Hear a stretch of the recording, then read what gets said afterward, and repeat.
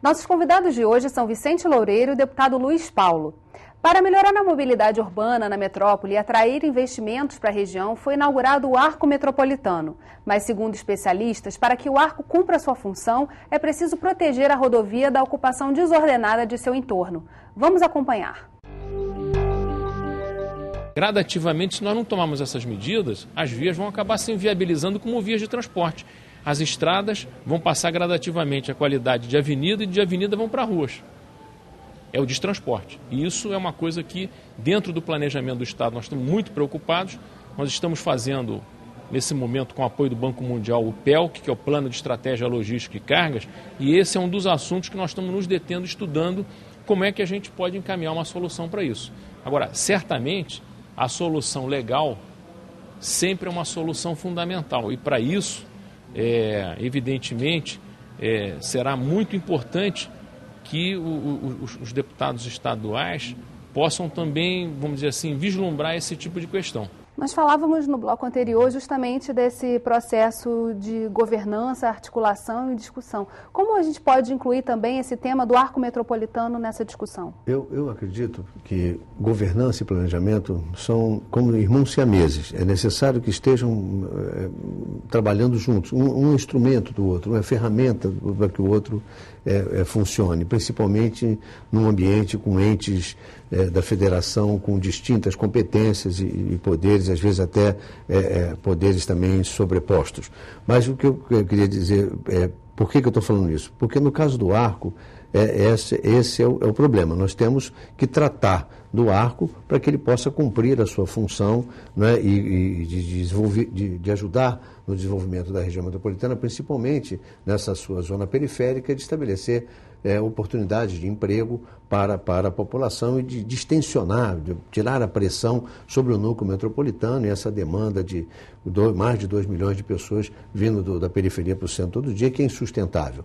Mas eu acho que a gente tem que fazer, criar um plano, né, como disse o deputado, estabelecer por lei, e eu acho que esse é o papel da governança, permite isso, e o Estatuto da Metrópole assegura isso, da obrigatoriedade de fazer por lei o plano, transformar o lei num plano, para que possa ter controle efetivo, ter punição quando não cumprido, mas é principalmente para que a gente possa ter uma ação integrada dos órgãos diversos do Estado, dos municípios, para fazer com que essa potencialidade do arco de fato aflore. Agora, eu não sou tão receoso, porque olha a Dutra, né, 60 anos, tem um monte de espaços verdes. A lógica da ocupação também não sou tão... não fico com tanto temor. A ocupação clandestina, irregular, ela também segue uma lógica econômica. Ela não acontece em qualquer lugar. Ela acontece onde tem ônibus, onde tem vida econômica, oportunidade, algum nível de oportunidade. Então, mas porque nessa apresentação que foi feita, falou-se muito de áreas da Dutra e outras rodovias do estado do Rio de Janeiro, em que a cidade cresce para dentro da rodovia e aí inviabiliza qualquer possibilidade de expansão. E se falou muito do modelo de São Paulo, em que você tem essas vias defendidas, em certa forma, desse tipo de ocupação.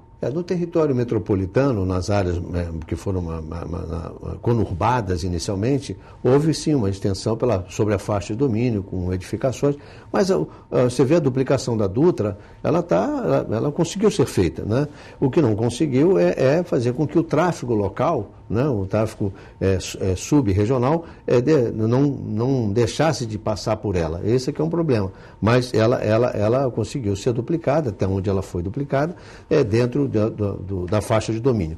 Eu acredito que não é essa a questão central. É preciso tomar cuidado, não deixar fazer uma ocupação que comprometa e que degrade o ambiente, põe em risco a vida ou a própria ampliação da estrada, sem dúvida.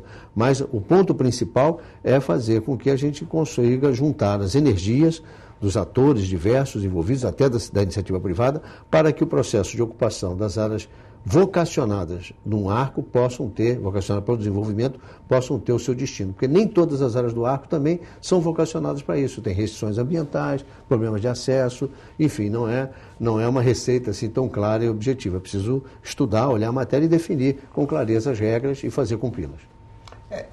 Eu tenho muita concordância com a visão do Vicente Loureiro. O Delmo falou num plano estadual de logística e carga, né, financiado com o dinheiro do Banco Mundial. Independente de eu conhecer ou não um plano, eu acho isso ótimo. Né? Por quê? Porque a gente só pensa aqui no transporte de passageiros, né, que é o mais precário de todos. Né? E precisa, para o Estado ter desenvolvimento econômico, ter uma logística apropriada. E ter uma logística metropolitana, né? Até porque, em tese, carga não é para transportar em estrada, né? Cá entre nós, carga é para transportar sobre trilhos, né? Mas é bom que tenha. Bom, isso é uma questão.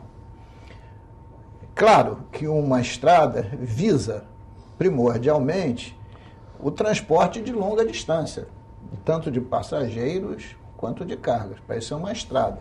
Estrada não é avenida nem é rua.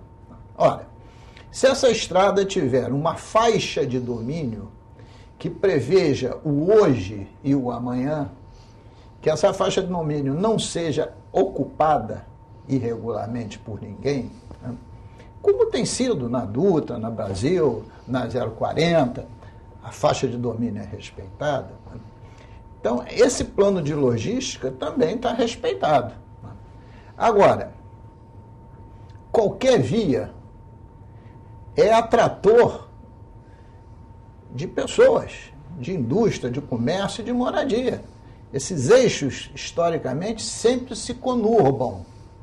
E tem que acontecer isso mesmo. Você tem um eixo de transporte, as pessoas vão chegar em torno dele.